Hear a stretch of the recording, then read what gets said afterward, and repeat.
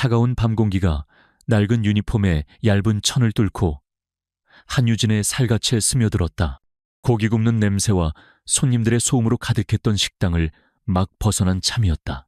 그녀는 지친 몸을 이끌고 버스 정류장으로 향하며 손가락을 폈다, 접었다, 반복했다. 하루 종일 숯을 나르고 불판을 닦은 손은 거칠었고 손톱 밑에는 검은 때가 끼어 있었다. 하지만 그런 고단함보다 더 깊게 그녀의 마음을 짓누르는 것은 아버지의 병원비 고지서였다. 그녀의 세상은 3년 전 아버지의 건설 회사가 부도를 맞으면서 무너져 내렸다. 평생을 성실하게 살아온 아버지는 충격으로 쓰러졌고 그 이후로 병상에서 일어나지 못했다. 화려했던 저택은 채권자들의 손에 넘어갔고 명문대에서 데이터 분석을 전공하던 유진은 학업을 중단해야만 했다. 이제 그녀에게 남은 것은 옥탑방의 차가운 공기와 끝이 보이지 않는 빛, 그리고 아버지를 살려야 한다는 절박함 뿐이었다. 유진은 버스에서 내려 가파른 언덕길을 올랐다. 도시의 화려한 불빛이 닿지 않는 달동네의 골목은 어둡고 산했다. 삐걱거리는 옥탑방 문을 열고 들어서자 곰팡이 냄새와 섞인 라면, 국물 냄새가 그녀를 맞았다. 책상 위에는 며칠 전에 도착한 붉은색 독촉장이 놓여 있었다. 심장이 철렁 내려앉았지만 그녀는 애써 외면하며 낡은 노트북을 켰다. 아르바이트가 끝나고 새벽까지 이어지는 그녀의 진짜 일. 주식시장, 데이터 분석과 기업, 리스크 관리 보고서를 작성하는 일이었다. 과거 교수님의 추천으로 익명으로 몇몇 소규모 투자 자문회사에 보고서를 넘기고 약간의 돈을 벌고 있었지만 그것만으로는 턱없이 부족했다. 그녀의 눈이 복잡한 차트와 수치들 사이를 빠르게 오갔다. 숫자의 세계 속에서 그녀는 잠시나마 현실의 무게를 잊을 수 있었다. 그곳은 논리와 이성만이 존재하는 공평한 세상이었다. 그녀의 분석은 언제나 정확했고 예측은 날카로웠다. 만약 그녀에게 기회가 있었다면 지금쯤 월스트리트나 여의도의 높은 빌딩에서 자신의 능력을 펼치고 있었을 것이다. 하지만 현실은 시궁창이었다. 다음 날 오후 편의점 아르바이트를 하고 있을 때였다. 유통기한이 지난 삼각김밥으로 늦은 점심을 때우고 있는데 검은색 세단을 탄 정장 차림의 남자가 가게 안으로 들어섰다. 그는 주변을 둘러보더니 계산대 뒤에 서 있는 유진에게 다가와 정중하지만 기계적인 목소리로 물었다. 한유진 씨 되십니까? 유진은 경계심 가득한 눈으로 그를 쳐다보며 고개를 끄덕였다. 남자는 서류 가방에서 두툼한 봉투를 꺼내 그녀 앞에 놓았다. 태양그룹 법무팀의 김 변호사입니다. 강태준 회장님의 대리인으로 왔습니다. 태양그룹, 대한민국 경제를 움직이는 거대한 이름. 그 이름이 왜 이런 누추한 편의점에 자신의 이름과 함께 등장하는지 유진은 이해할 수 없었다. 그녀는 침묵으로 대답을 대신했다. 김 변호사는 익숙하다는 듯 서류를 꺼내어 그녀 앞에 펼쳐 보였다. 그것은 계약서였다. 혼인 계약서라는 글자가 선명하게 박혀 있었다. 이게 뭔가요? 유진의 목소리가 희미하게 떨렸다. 계약 내용은 간단합니다. 1년간 강태준 회장님의 법적 아내 역할을 수행해 주시면 됩니다. 그 대가로 한유진 씨, 부친의 모든 부채를 태양그룹에서 변제하고 현재 필요한 수술비 전액과 이후 치료비까지 모두 지원할 것입니다. 유진은 자신의 귀를 의심했다. 마치 드라마 속에서나 나올 법한 비현실적인 이야기였다. 그녀는 헛웃음을 터뜨렸다. 왜 하필 저죠? 세상에 여자는 많지 않습니까? 강 회장님의 할아버님이신 강건설 명예회장님의 뜻입니다. 명예회장님께서 과거 한유진 씨의 부친이신 한 사장님께 큰 신세를 지셨다고 들었습니다. 그리고 회장님께서는 손자가 안정적인 가정을 꾸리길 원하십니다. 여러 후보군 중에서 현재 상황과 조건을 고려했을 때 한유진 씨가 가장 적합하다고 판단되었습니다. 상황과 조건이라는 말이 비수처럼 유진의 가슴에 박혔다. 결국 돈 때문에, 빚 때문에 자신이 팔려가는 것이었다. 모멸감에 얼굴이 화끈거렸지만 그녀는 입술을 깨물며 계약서를 집어들었다. 빼곡하게 적힌 법률 용어들 사이로 그녀의 눈은 오직 부채 전액 변제와 수술비 지원이라는 문구에만 고정되었다. 아버지의 얼굴이 떠올랐다. 의사는 다음 주를 넘기기 힘들다고 했다. 그녀에게는 선택의 여지가 없었다. 제가 뭘 하면 되는 거죠? 대외적으로는 완벽한 아내의 모습을 보여주시면 됩니다. 각종 행사와 모임의 회장님과 동행하고 집안에서는 조용히 지내주시면 됩니다. 계약 기간 동안 사적인 만남이나 불필요한 행동은 금지됩니다. 세부 조항은 모두 명시되어 있습니다. 김 변호사의 목소리에는 어떤 감정도 실려 있지 않았다. 유진은 한참 동안 계약서를 내려다보았다. 이것은 그녀의 인생, 그녀의 영혼을 파는 계약이었다. 하지만 아버지의 목숨이 걸려 있었다. 그녀는 천천히 고개를 들어 김 변호사를 바라보았다. 그녀의 눈은 더 이상 떨리지 않았다. 텅 빈 것처럼 보였지만 그 깊은 곳에는 차가운 결심이 서려 있었다. 알겠습니다. 계약하죠. 그로부터 이틀 후 유진은 태양그룹 본사 최고층에 있는 회장실로 안내되었다. 통유리 너머로 서울의 전경이 한눈에 들어왔지만 그 어떤 감흥도 느껴지지 않았다. 거대한 사무실은 마치 미술관처럼 최소한의 가구들로만 채워져 있었고 모든 것이 흙과 백 그리고 차가운 금속의 질감으로 이루어져 있었다. 그리고 그 중심에 강태준이 서 있었다. 그는 창밖을 내다보고 있다가 유진이 들어서는 소리에 천천히 몸을 돌렸다. 잡지 화보에서 막 튀어나온 듯한 완벽한 외모, 값비싼 맞춤 정장은 그의 넓은 어깨와 긴 다리를 더욱 돋보이게 했다. 하지만 그의 얼굴에는 어떤 표정도 없었다. 깊고 검은 눈은 마치 모든 것을 꿰뚫어 보는 것 같았지만 그 안에는 어떤 감정도 담겨 있지 않은 심연과도 같았다. 한유진 씨, 그의 목소리는 공간의 온도마저 몇 도는 낮추는 듯한 냉기를 품고 있었다. 그는 유진의 존재를 위아래로 훑어보았다. 마치 가치를 평가하는 경매사처럼 무심하고 냉정한 시선이었다. 유진은 그 시선에 움츠러들기보다 오히려 허리를 꽂고 싶었다. 네, 강태준 회장님, 계약서는 모두 읽어봤을 테고 변호사에게 설명도 들었겠지. 그는 책상으로 걸어가 서류 한 장을 집어들었다. 유진의 신상 정보가 담긴 파일이었다. 내게 필요한 건 1년간 내 할아버지의 눈을 속일 수 있는 조용한 아내의 역할이다. 그 이상도 그 이하도 기대하지 마. 그의 말은 짧고 단호했다. 그는 유진과 대화를 할 생각이 없어 보였다. 그저 일방적인 통보, 명령에 가까웠다. 내 사생활에 간섭하지 마. 내게 무언가를 바라지도 마. 우리는 철저한 계약 관계고 넌 그에 상응하는 대가를 받을 뿐이야. 불필요한 감정 소모는 서로에게 피곤한 일이 될 테니 각자의 선을 넘지 않도록 해. 유진은 말없이 그의 말을 들었다. 모욕적이었지만 이미 예상했던 바였다. 이 남자에게 자신은 그저 돈으로 산 물건에 불과했다. 그녀는 감정을 드러내는 대신 침착하게 입을 열었다. 제가 지켜야 할 선에 대해서는 잘 알겠습니다. 회장님께서도 계약 내용을 성실히 이행해 주시길 바랍니다. 제 아버님의 수술이 가장 중요합니다.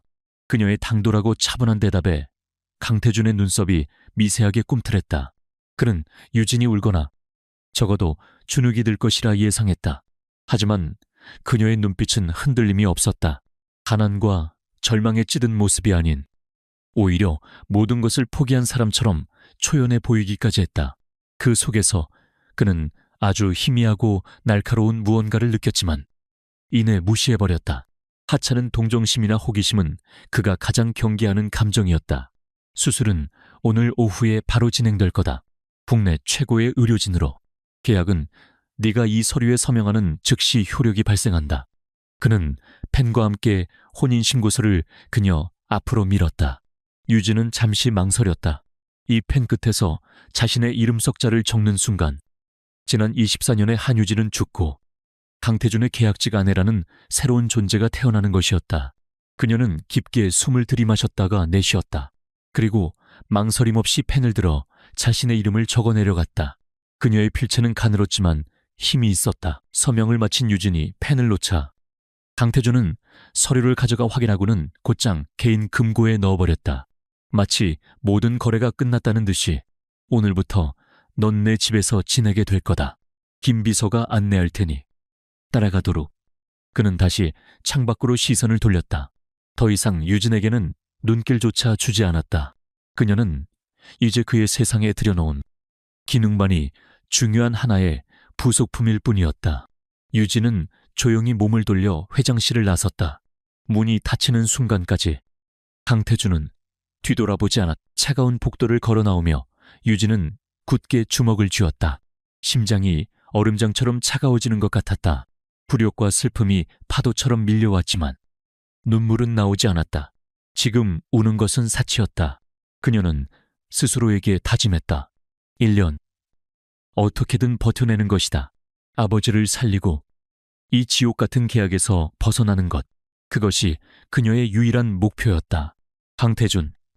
그 차가운 남자와의 폭풍 같은 계약은 그렇게 시작되었다. 김 비서가 운전하는 검은색 세단은 서울의 심장부를 지나 평창동의 언덕길로 접어들었다. 창밖으로 스쳐 지나가는 풍경이 달라지기 시작했다. 빽빽한 빌딩, 숲은 사라지고 높은 담장과 무성한 나무들로 둘러싸인 저택들이 모습을 드러냈다. 유진이 살던 옥탑방과는 다른 차원의 세상이었다. 차는 곧이어 철옹성처럼 보이는 거대한 철문 앞에 멈춰섰다. 태양의 집이라는 이름이 붙은 그곳이 앞으로 1년간 그녀가 살아야 할 감옥이었다. 문이 소리 없이 열리고 차는 길게 뻗은 진입로를 따라 들어갔다. 양옆으로 완벽하게 조경된 정원이 펼쳐져 있었지만 마치 박물관에 박제된 자연처럼 생기가 느껴지지 않았다. 곧이어 드러난 저택의 모습은 유진을 압도했다. 차가운 회색빛 석재와 검은 통유리로 이루어진 현대적인 건물은 집이라기보다는 거대한 요새나 미술관에 가까웠다. 미니멀리즘을 표방한 디자인은 극도로 세련되었지만 동시에 그 어떤 따뜻함도 허락하지 않겠다는 듯한 단호함이 느껴졌다. 현관 앞에 차가 멈추자 중년의 집사가 다가와 문을 열었다. 그는 유진을 위아래로 훑어보았지만 어떤 감정도 드러내지 않은 채 공손히 고개를 숙였다. 오셨습니까? 한유진님, 저는 이 집의 총괄집사인 박 실장입니다. 김 비서는 유진의 작은 짐 가방을 내리며 박 실장에게 말했다. 회장님의 지시사항은 모두 전달했을 겁니다. 잘 부탁드립니다. 염려 마십시오. 김 비서는 유진에게 가볍게 목례를 하고는 차를 타고 떠났다. 이제 이 거대한 저택의 유진은 완벽하게 혼자였다. 박 실장은 그녀를 안으로 안내했다. 대리석 바닥에 구두 소리가 울려 퍼지는 로비는 천장이 아득하게 높았다. 중앙에는 거대한 샹들리에 대신 의미를 알 수 없는 금속 조형물이 천장부터 바닥까지 이어져 있었다. 모든 것이 차갑고 거대하고 비인간적이었다. 회장님께서는 서재에 계십니다. 여사님의 방은 2층 동관 끝에 마련되어 있습니다. 제가 안내해드리죠. 박 실장의 목소리는 정중했지만 여사님이라는 호칭에서는 어색함이 묻어났다. 그는 유진을 이 집의 안주인으로 인정하지 않는다는 기색이 역력했다. 유진은 그 미묘한 분위기를 감지했지만 아무 말 없이 그의 뒤를 따랐다. 그녀에게 배정된 방은 웬만한 아파트 한 채 크기였다. 거실, 침실, 드레스룸, 욕실이 모두 분리되어 있었고 창밖으로는 북한산의 능선이 그림처럼 펼쳐져 있었다. 모든 가구는 최고급 브랜드 제품이었지만 마치 쇼룸처럼 사람의 손길이 닿은 흔적이 없었다. 드레스룸에는 이미 그녀의 사이즈에 맞춰진 수십 벌의 옷과 구두, 가방들이 채워져 있었다. 하지만 그 화려함 속에서 유진은 더욱 깊은 소외감을 느꼈다. 이 모든 것은 그녀의 것이 아니었다. 그녀는 그저 이 무대의 소품일 뿐이었다. 필요한 것이 있으시면 언제든 호출하십시오. 식사는 저녁 7시에 준비됩니다. 박 실장이 나가고 방에 혼자 남은 유진은 침대 가장자리에 힘없이 걸터 앉았다. 바로 어제까지만 해도 좁아터진 옥탑방에서 컵라면으로 끼니를 때우던 자신이 하루아침에 이런 곳에 와 있다는 사실이 실감나지 않았다. 그때 주머니 속에 낡은 휴대폰이 진동했다. 병원에서 온 문자였다. 한성국 환자분 수술 무사히 끝났습니다. 경과가 매우 좋습니다. 유진은 짧은 문자를 몇 번이고 되읽었다. 순간 뜨거운 것이 목구멍으로 치밀어 올랐다. 그녀는 휴대폰을 가슴에 품고 소리 없이 눈물을 흘렸다. 이 모든 굴욕과 맞바꾼 단 하나의 결과, 아버지가 살았다. 그것만으로도 충분했다. 그녀는 눈물을 닦고 일어섰다. 이제 감상에 젖어 있을 시간이 없었다. 이곳에서 살아남아야 했다. 저녁 식사 시간이 되어 1층 식당으로 내려갔을 때 유진은 다시 한번 이 집의 규모에 놀랐다. 20명은 좋게 앉을 수 있는 긴 테이블의 한쪽 끝에 그녀를 위한 식사가 차려져 있었다. 강태준의 자리는 비어 있었다. 회장님께서는 외부 약속이 있으십니다. 박 실장이 무미건조하게 말했다. 유진은 텅 빈 식탁에 홀로 앉아 값비싼 코스 요리를 먹었다. 입안에서 어떤 맛도 느껴지지 않았다.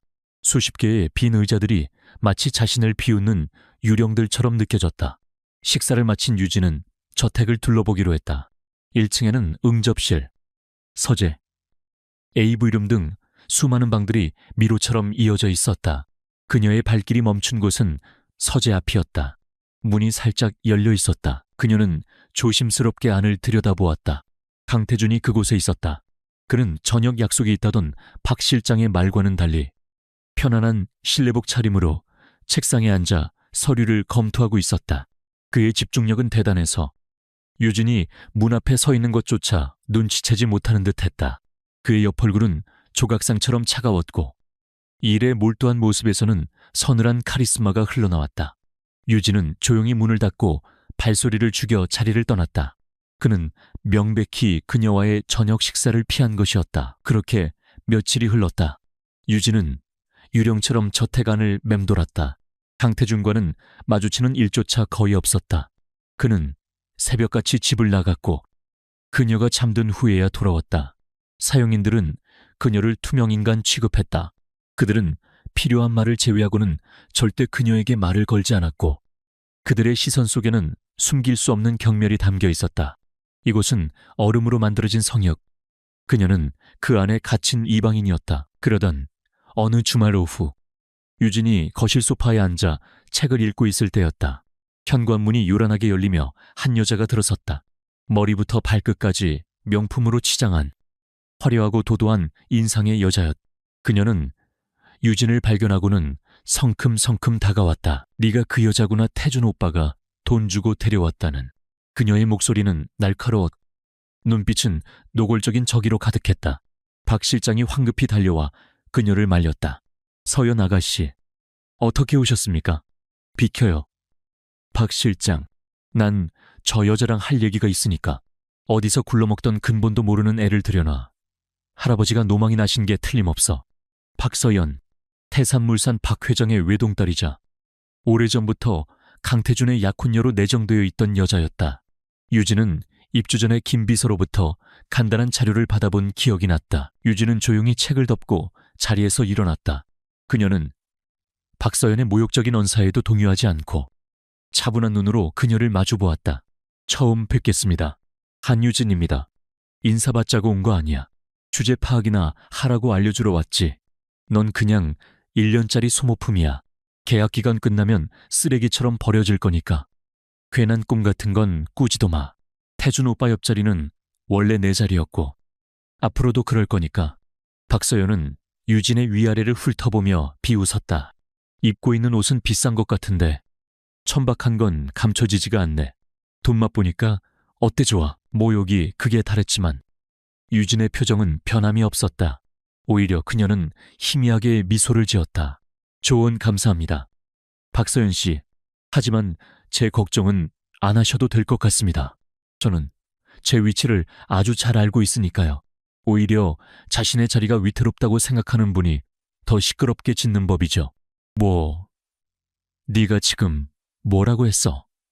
박서연의 얼굴이 분노로 일그러졌다. 그리고 한 가지 알려드리죠. 저는 강태준 씨가 돈 주고 데려온 사람이 맞습니다. 하지만 동시에 지금 이 순간 법적으로 그의 아내인 사람도 저예요. 외부인이 남의 집에 함부로 들어와서 주인 행세를 하는 건 보기 좋지 않네요. 유진의 침착하고 논리적인 반격에 박서연은 순간 말문이 막혔다. 그녀는 유진이 울고불고 매달리거나 아니면 최소한 겁을 먹을 줄 알았.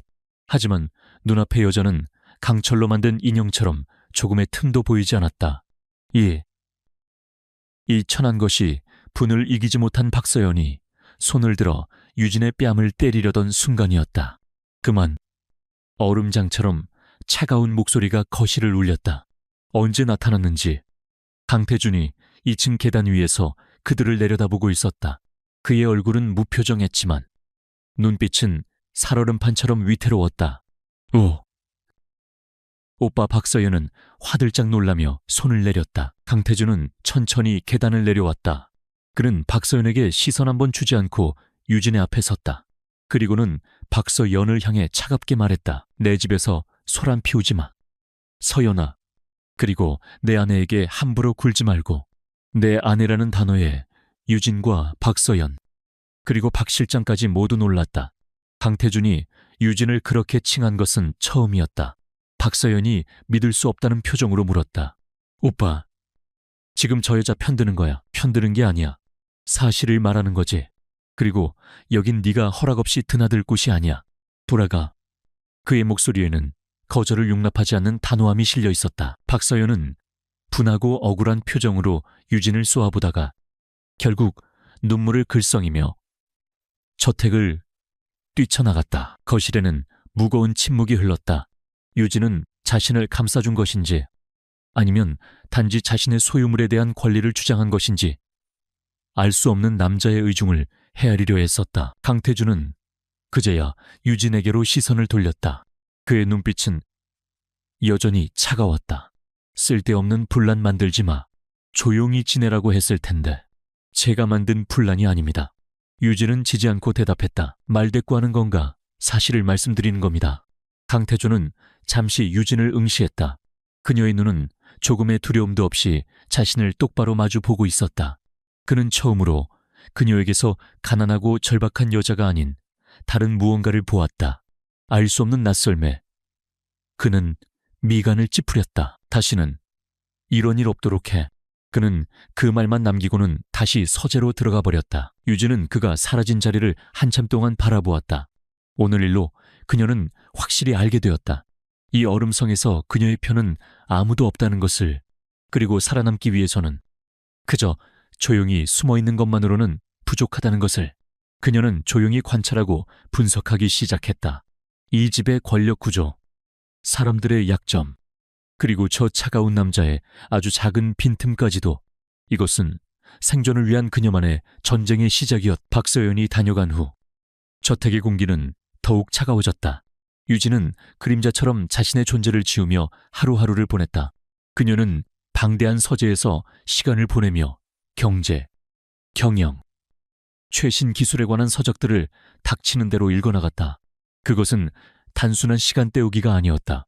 적의 심장부에서 그들의 언어와 논리를 익히는 그녀만의 생존 방식이었다. 강태준과 태양그룹이라는 거대한 시스템을 이해하기 위한 처절한 노력이었다. 강태준은 여전히 바빴다. 아니, 이전보다 훨씬 더 바빠 보였다. 그는 연일 밤늦게 지친 기색으로 귀가했고 그의 얼굴에는 늘 날카로운 긴장감이 감돌았다. 유진은 그가 엘리시움 프로젝트라는 거대한 사업에 사활을 걸고 있다는 것을 어렴풋이 알 수 있었다. 태양그룹의 미래가 걸린 차세대 스마트시티 건설 사업으로 경쟁사인 한성그룹과 치열한 수주 경쟁을 벌이고 있었다. 위기는 예고 없이 찾아왔다. 어느 날 밤, 유진이 서재에서 책을 읽고 있을 때였다. 거실 쪽에서 강태준이 누군가와 격앙된 목소리로 통화하는 소리가 들려왔다. 평소에 냉정함을 잃은 그의 목소리에는 다급함이 묻어 있었다. 아직도 진입 경로를 파악 못했단 말입니까? 대체 보안팀은 뭘 하고 있는 겁니까? 김 팀장 호기심이 생긴 유진은 조용히 문틈으로 밖을 내다보았다. 강태준은 넥타이를 느슨하게 푼 채 초조하게 거실을 서성이고 있었다. 백업 데이터까지 노리고 있다고. 젠장. 엘리시움 프로젝트의 핵심 설계도가 넘어가면 모든 게 끝장이야. 48시간 주지. 무슨 수를 써서든 막아. 그게 당신들 몸값이야. 그는 신경질적으로 전화를 끊고 소파에 몸을 던졌다. 유진은 심상치 않은 일이 벌어졌음을 직감했다. 태양그룹이 정교한 사이버 공격을 받고 있는 것이 분명했다. 다음 날 저택의 분위기는 그야말로 살얼음판이었다. 강태준은 아예 회사 상황실에서 밤을 샌 듯했고 박 실장을 비롯한 사용인들의 얼굴에도 수심이 가득했다. 저녁 뉴스에서는 태양그룹의 서버가 불안정하다는 추측성 기사들이 흘러나오기 시작했다. 그날 밤늦게 강태준이 비틀거리며 집으로 돌아왔다. 그의 손에는 서류 뭉치가 들려 있었다. 그는 그것을 서재 책상 위에 던져놓고는 곧장 자신의 침실로 향했다. 유진은 잠시 망설이다가 서재로 들어갔다. 책상 위에는 엘리시움 프로젝트 보안감사 중간 보고서라는 제목의 문서가 흩어져 있었다. 몇몇 페이지는 그가 분노를 참지 못하고 구겨버린 흔적이 역력했다. 유진의 눈이 빠르게 보고서의 내용을 훑기 시작했다. 전문적인 용어와 복잡한 코드로 가득했지만 데이터 분석을 전공한 그녀에게는 익숙한 언어였다. 보고서의 내용은 절망적이었다. 해커는 기존의 모든 방화벽과 보안 시스템을 우회하는 새로운 형태의 제로데이 어택을 감행하고 있었다. 보안팀은 공격의 실체조차 제대로 파악하지 못하고 속수무책으로 뚫리고 있는 상황이었다. 그들의 목표는 명확했다. 프로젝트의 핵심 데이터가 저장된 중앙 서버였다. 유진은 구겨진 채 휴지통에 처박힌 보고서 초안 몇 장을 발견했다. 그녀는 그것들을 조심스럽게 펴서 다른 자료들과 맞춰보았다. 보안팀은 해커의 주침입 경로를 찾기 위해 외부 네트워크 로그 분석에만 매달리고 있었다. 하지만 유진의 눈에는 다른 것이 보였다. 그녀는 낡은 노트북을 켜고 보고서에 언급된 방화벽 로그 데이터와 공개된 태양그룹의 사내 인트라넷 시스템 구조도를 대조하며 분석하기 시작했다. 그녀의 손가락이 키보드 위에서 현란하게 춤을 추었다. 수많은 데이터 스트림 속에서 그녀는 아주 미세하지만 일정한 패턴을 발견했다. 공격이 가장 거세지는 시간대는 항상 자정을 넘긴 새벽 3시에서 4시 사이였고, 공격 시퀀스가 시작되기 직전 건물의 중앙 냉난방 제어 시스템 HVAC의 트래픽이 미세하게 급증하는 현상이 반복되고 있었다. 보안팀은 그것을 단순한 시스템 오류나 노이즈로 치부하고 무시했다. 하지만 유진은 그것이 결정적인 단서일 수 있다고 생각했다. 설마. 그녀의 머릿속에 번개 같은 가설이 스쳐 지나갔다. 만약 해커가 외부 네트워크가 아니라 가장 허술하게 관리되는 내부 시설 관리 시스템망을 통해 물리적으로 연결된 중앙 서버에 접근하고 있다면 냉난방, 전력, 출입 통제 등을 관리하는 IoT 기반의 시설망은 보통 핵심 보안망과는 분리되어 있지만 어딘가에 분명 연결고리가 있을 터였다. 유진은 가설을 검증하기 위해 데이터를 더욱 깊게 파고들었다. 그리고 마침내 찾아냈다. 몇 달 전 에너지 효율 개선을 위해 새로 설치한 서버실 온도 조절 센서가 냉난방 제어 시스템과 중앙 서버 관리 시스템 양쪽에 동시에 연결되어 있었던 것이다. 센서 자체의 보안은 극도로 취약했다. 해커는 바로 그 작은 틈을 통해 대동맥으로 침투하고 있었던 것이다. 보안팀은 현관문을 지키는 데만 온 신경을 쏟는 동안 도둑은 쪽문으로 들어와 집안을 휘젓고 있었던 셈이다. 이제 남은 시간은 얼마 없었다. 이 사실을 어떻게 강태준에게 알릴 것인가? 자신이 나서는 순간 모든 것이 복잡해진다. 그는 절대 자신의 말을 믿지 않을 것이고 자신의 능력이 노출되는 것 또한 위험했다. 그녀는 익명을 유지해야만 했다. 유진은 암호화된 일회용 이메일 계정을 생성했다. 수신인은 강태준이 아니라 그의 최측근이자 유일하게 말이 통할 것처럼 보였던 김 비서였다. 그녀는 최대한 감정을 배제하고 건조하고 기술적인 사실만을 담아 메일을 작성했다. 제목, 엘리시움 프로젝트, 보안 취약점, 긴급 보고 내용, 주 공격 벡터는 외부 네트워크가 아님, 내부 시설 관리 시스템 HVAC를 경유한 백도어임, 서버실 신규 온도 조절 센서의 펌웨어 취약점을 통해 중앙 서버 관리 시스템에 접근 중, 즉시 해당 센서의 물리적 네트워크를 차단하고 서버 관리 시스템과의 연결 로그를 역추적할 것. 예상 백도어 포트 TCP 44818 관련 로그 패킷 시그니처. 복잡한 코드 시퀀스. 시간이 없음. 즉시 조치 요망. 메일을 보낸 유진은 노트북을 덮었다. 그녀가 할 수 있는 일은 여기까지였다. 이제 선택은 그들의 몫이었다. 같은 시각 태양그룹 본사 지하 3층의 종합상황실. 강태준은 붉게 충혈된 눈으로 거대한 스크린을 노려보고 있었다. 수십 명의 최고 전문가들이 모여 있었지만 누구 하나 뾰족한 수를 내놓지 못했다. 데이터 유출까지 남은 예상 시간은 불과 2시간. 모두가 패배의 그림자를 느끼고 있을 때였다. 강태준의 옆에 서 있던 김 비서의 휴대폰이 짧게 진동했다. 그는 무심코 발신자 없는 개인 메일을 확인했다가 그 내용에 얼굴이 굳어졌. 회장님, 잠시 이것 좀. 강태준은 신경질적으로 휴대폰을 받아들었다. 짧은 메일을 읽어내려가는 그의 눈이 가늘어졌다. 회의실의 모든 사람들이 그의 표정 변화에 주목했다. 이게 무슨 HVAC 시스템이라고 보안팀장이 코웃음을 쳤다. 말도 안 됩니다. 그쪽은 완전히 분리된 망입니다. 외부 해커가 접근할 수 있는 경로가 아닙니다. 정말 그런가? 강태준의 목소리는 낮고 위험하게 깔려 있었다. 자네들은 지난 40시간 동안 아무것도 찾아내지 못했어. 지금은 지푸라기라도 잡아야 할 때 아닌가? 그는 즉시 시설관리팀장에게 전화를 걸어 서버실 온도조절 센서의 설치 이력과 네트워크 연결 구조를 확인하라고 지시했다. 몇 분 후 시설팀장의 경악에 찬 목소리가 스피커폰을 통해 흘러나왔다. 회장님. 맞습니다. 말씀하신 대로 센서가 양쪽 시스템에 모두 연결되어 있습니다. 설치업체 측의 명백한 과실입니다. 상황실 전체가 순간 정적에 휩싸였다. 보안팀장의 얼굴은 하얗게 질렸다. 강태준은 더 이상 망설이지 않았다. 당장 센서의 물리회선을 절단해 그리고 이 메일에 적힌 포트와 시그니처를 기준으로 모든 로그를 역추적해 지금 당장 명령이 떨어지자 상황실은 다시 분주하게 움직이기 시작했다. 모두가 반신반의했지만 유일한 희망에 매달렸다. 그리고 약 10분 후 스크린을 가득 메우던 붉은색 경고 메시지들이 하나둘씩 사라지기 시작했다. 해커의 접근이 마침내 차단된 것이다. 막았습니다. 백도어를 차단했습니다. 환호성이 터져나왔다. 40시간 넘게 이어진 악몽이 끝나는 순간이었다. 강태준은 안도의 한숨을 내쉬며 의자에 몸을 기댔다. 하지만 그의 머릿속은 복잡했다. 그는 김 비서의 휴대폰을 다시 집어들고 짧은 익명의 메일을 뚫어지게 쳐다보았다. 자신과 최고 전문가들조차 찾아내지 못한 핵심을 정확하게 짚어낸 익명의 조력자. 그는 대체 누구일까? 적일까? 아군일까?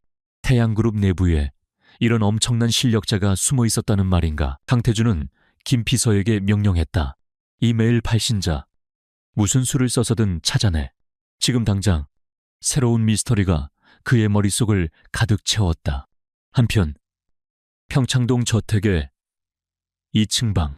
유진은 창밖의 어둠을 바라보고 있었다. 그녀의 낡은 노트북 화면에는 태양그룹 대규모 사이버 공격 방어 성공이라는 긴급 속보가 떠 있었다. 그녀의 입가에 아주 희미한 미소가 떠올랐다가 이내 차가운 무표정 속으로 사라졌다. 어둠 속에서 빛나는 작은 불씨. 그것은 그녀의 존재 이유이자 앞으로 시작될 거대한 폭풍의 전조였다. 사이버 공격의 폭풍이 지나간 후 태양그룹은 빠르게 안정을 되찾았다. 강태준은 이번 사태를 전화위복의 계기로 삼아 내부 보안 시스템을 전면 개혁하고 허점을 드러낸 책임자들을 가차없이 문책했다.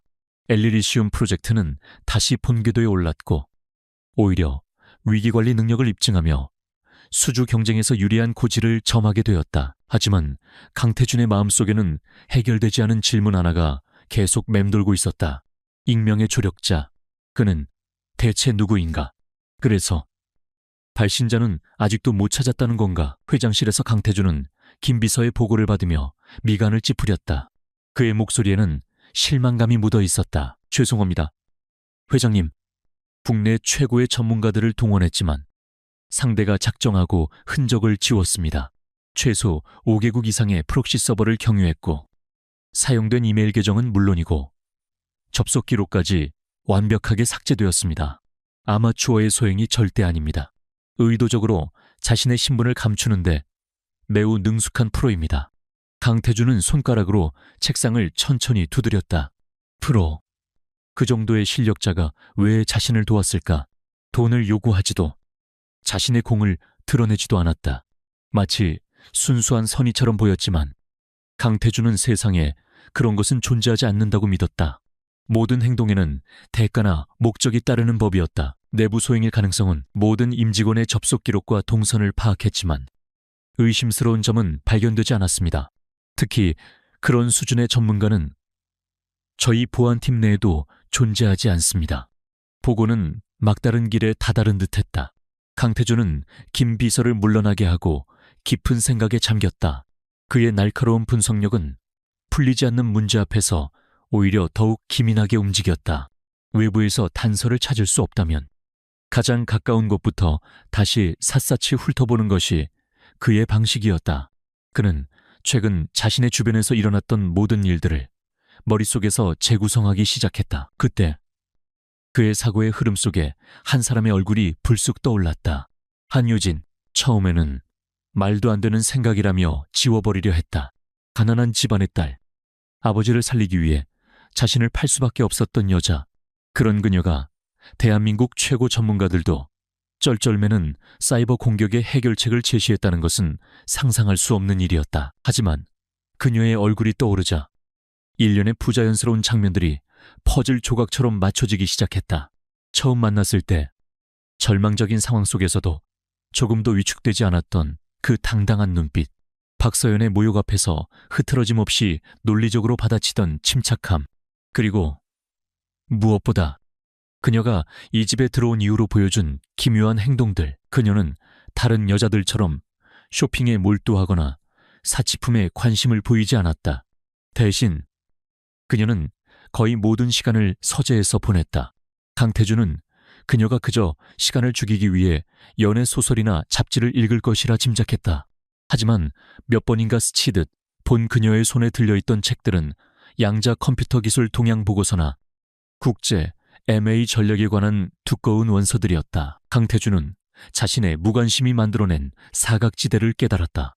그는 한유진을 가난하고 무력한 여자라는 프레임에 가둬놓고 그 이상의 존재일 가능성을 아예 차단해버렸던 것이다. 그날 이후 강태준은 의식적으로 한유진을 관찰하기 시작했다. 그는 일부러 귀가 시간을 앞당기거나 예고 없이 서재에 들렀다. 그는 마치 먹잇감을 노리는 맹수처럼 자신의 존재를 숨긴 채 그녀의 일거수일투족을 쫓았다. 유진은 그의 변화를 눈치채지 못했다. 그녀는 여전히 조용했고 눈에 띄지 않으려 했었다. 하지만 그녀의 눈은 언제나 무언가를 탐색하고 분석하는 듯 깊고 총명하게 빛나고 있었다. 결정적인 순간은 예상치 못한 때에 찾아왔다. 저녁 식사 후 강태준은 서류를 챙기기 위해 서재에 들렀다. 그런데 평소라면 자신의 방에 있어야 할 유진이 서재 구석의 작은 보조 책상에 앉아 있었다. 그녀는 자신의 낡은 노트북에 완전히 몰두한 나머지 강태준이 들어온 것조차 알아차리지 못했다. 강태준은 발소리를 죽이고 그녀의 뒤로 다가갔다. 그리고 그녀의 노트북 화면을 보는 순간 그는 숨을 멈췄다. 화면을 가득 채운 것은 복잡한 주식시장의 차트와 데이터였다. 단순한 개미 투자자의 화면이 아니었다. 수십 개의 보조지표와 이동평균선, 볼린저 밴드가 복잡하게 얽혀 있었고 한쪽에는 그녀가 직접 코딩한 것으로 보이는 예측 알고리즘이 실시간으로 데이터를 분석하며 다음 날의 주가 변동 확률을 계산해내고 있었다. 그것은 태양그룹 전략기획실의 전문 퀀트들도 혀를 내두를 만한 수준의 정교한 분석 모델이었다. 그녀의 눈은 불꽃처럼 타오르고 있었다. 가난에 찌든 절망이 아닌 지적 유의의 절정에서 터져나오는 순수한 열정의 빛이었다. 강태준은 처음으로 그녀의 진짜 얼굴을 보았다. 돈 때문에 팔려온 무기력한 신부가 아니라 숨겨진 발톱을 가진 명석한 전략가의 모습이었다. 그게 뭐지? 강태준의 낮은 목소리가 정적을 깨뜨렸다. 유진은 화들짝 놀라며 몸을 돌렸다. 그녀의 얼굴에 떠오른 당혹감은 그가 지금껏 보지 못했던 생생한 감정의 표출이었다. 그녀는 황급히 노트북을 덮으려 했지만 강태준의 손이 더 빨랐다. 그가 노트북을 빼앗아 화면을 자신 쪽으로 돌렸다. 이게 뭐냐고 물었다. 그의 목소리는 차가웠지만 눈빛은 강렬한 호기심으로 불타고 있었다. 그냥 취미예요. 경제 뉴스 같은 거 보는. 유진은 시선을 피하며 더듬거렸다. 취미 강태준이 비웃듯 말했다. 이 정도 수준의 분석 모델을 취미로 만드는 사람이 있나? 이건 내 회사 전략팀에서도 상위 1%만 다룰 수 있는 수준이야. 솔직하게 말해. 당신 정체가 뭐야? 그의 추궁에 유진은 입술을 깨물었다. 정체가 뭐냐니?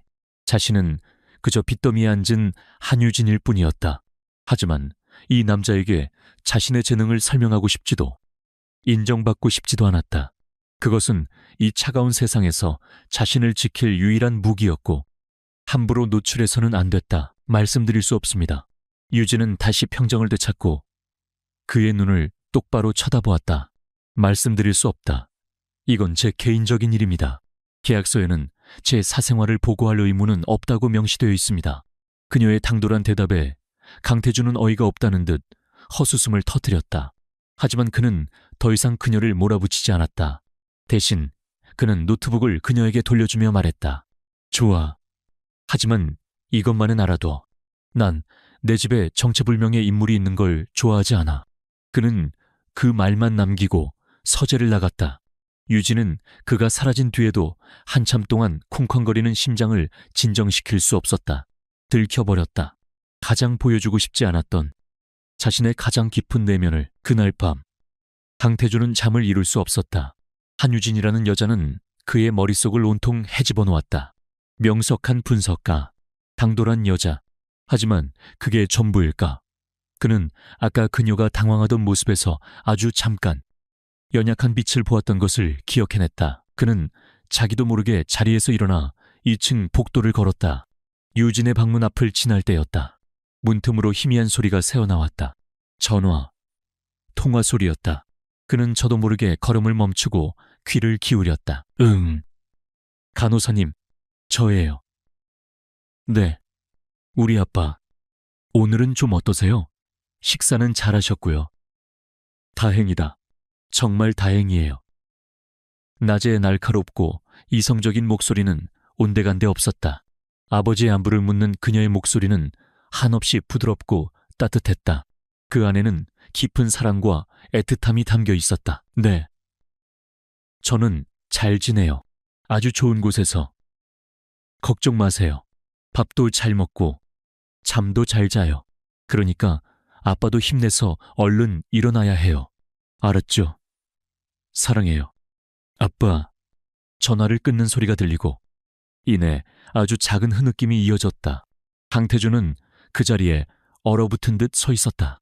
단단한 얼음벽으로 둘러싸여 있던 그의 심장에 아주 작은 균열이 가는 소리가 들렸다. 강하고 명석하고 당돌한 여자, 그리고 동시에 아버지를 지극히 사랑하는 여리고 약한 딸, 수수께끼 같던 퍼즐 조각들이 전혀 다른 그림을 만들어내고 있었다.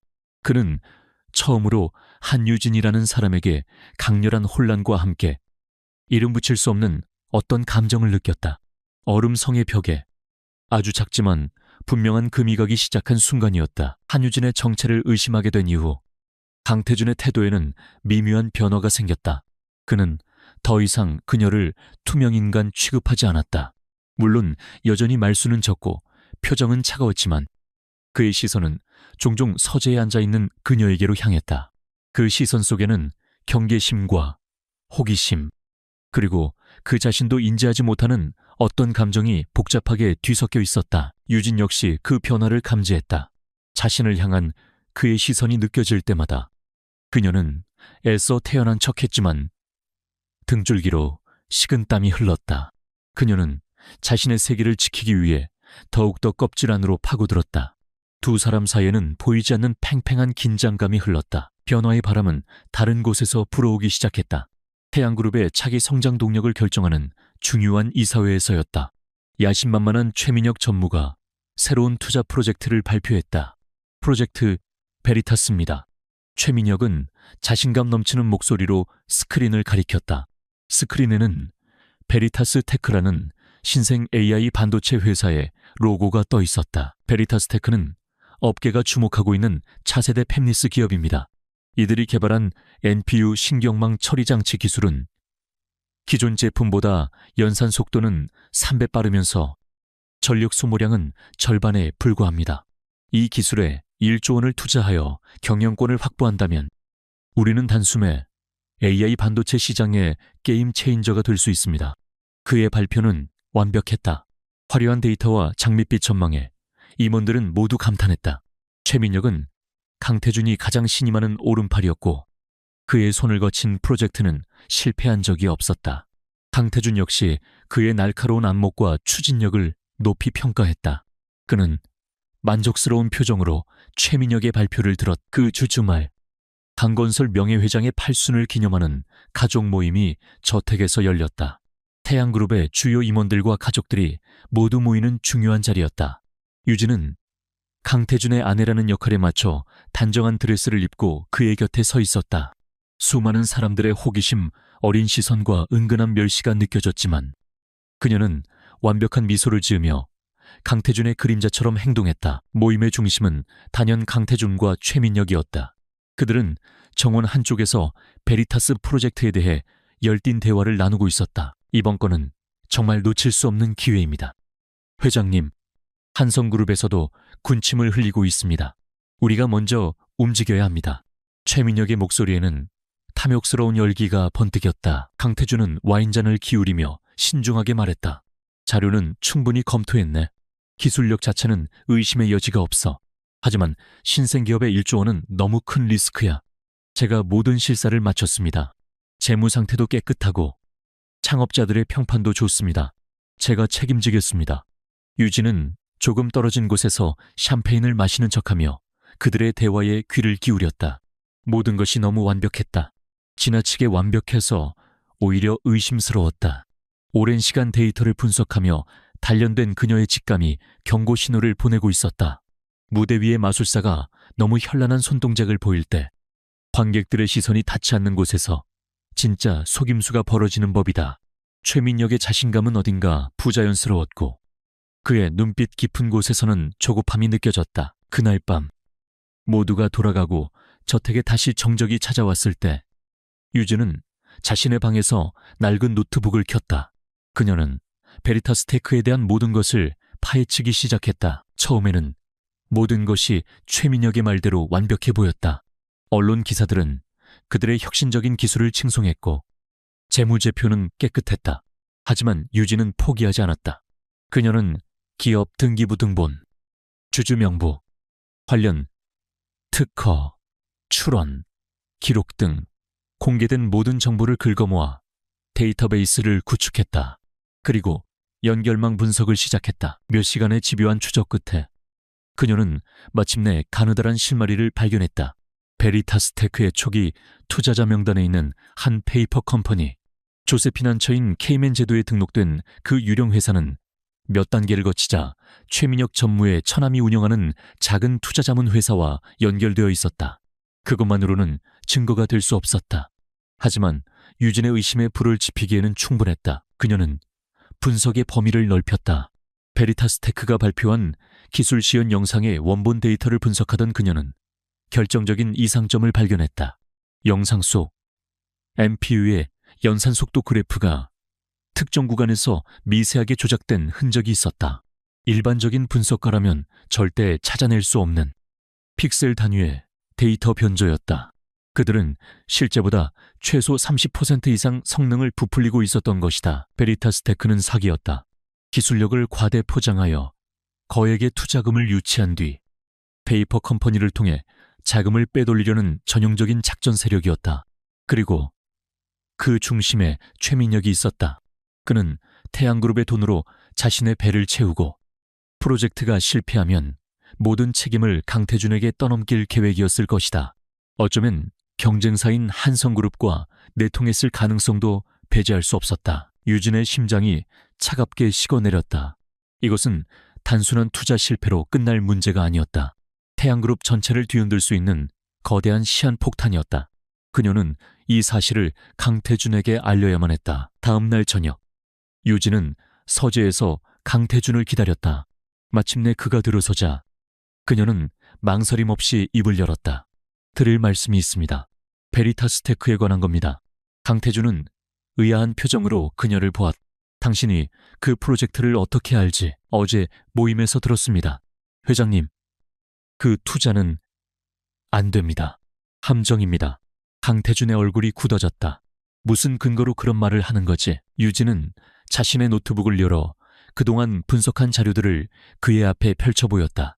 최민혁과 연결된 페이퍼 컴퍼니의 지분 구조, 조작된 기술 시연 영상의 데이터 분석 결과까지. 그녀의 설명은 냉철하고 논리 정연했다. 보시는 것처럼 베리타스 테크는 실체가 없는 유령 회사일 가능성이 높습니다. 최민혁 전무가 이 사기극의 중심에 있습니다. 강태준은 심각한 표정으로 그녀가 제시한 자료들을 훑어보았다. 그의 눈빛이 흔들리는 것을 유진은 똑똑히 보았다. 하지만 그의 침묵은 예상보다 길었다. 마침내 그가 입을 열었을 때 그의 목소리는 이전보다 더욱 차가웠다. 이런 걸 조사할 시간에 책이나 더 읽는 게 어때?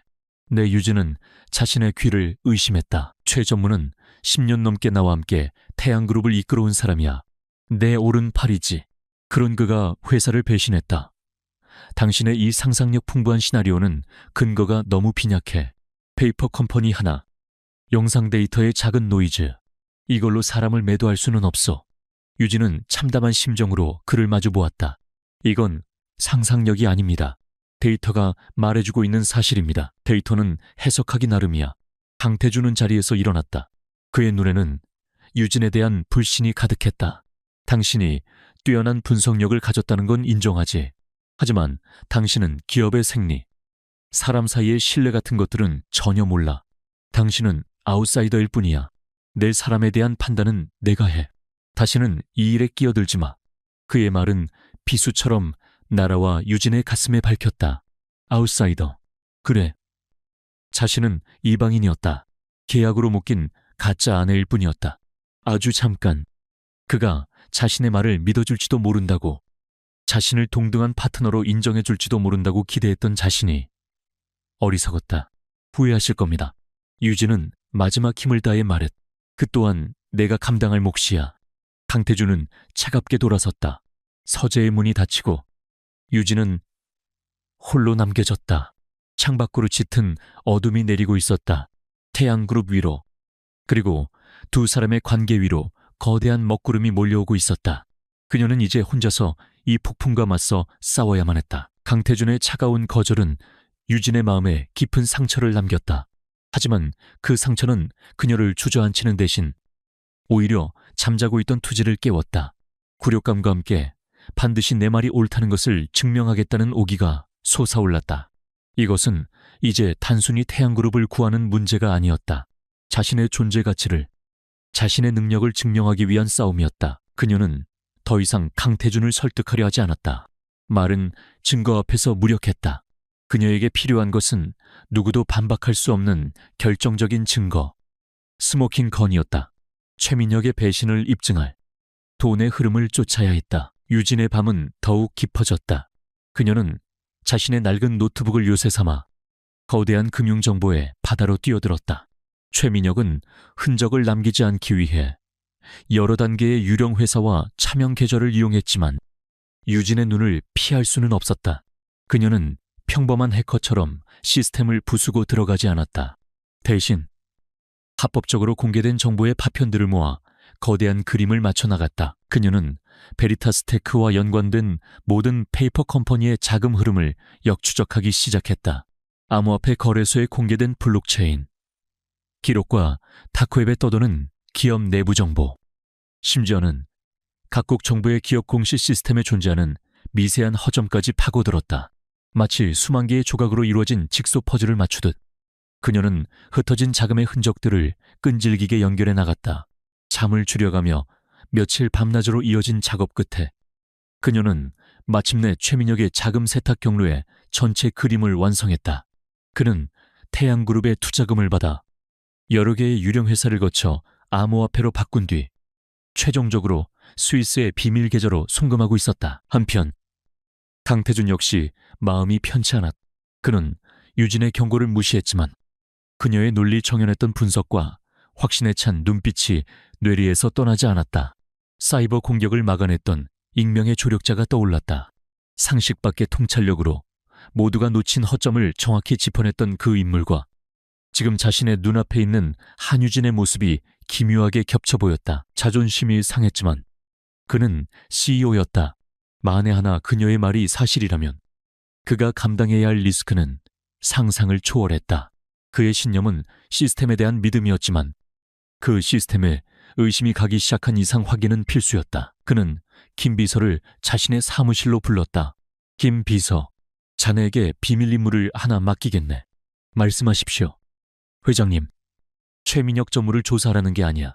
오해하지 말게. 내가 조사하려는 건 베리타스 테크라는 회사 자체야. 최 전무 몰래 극비리에 진행해주게.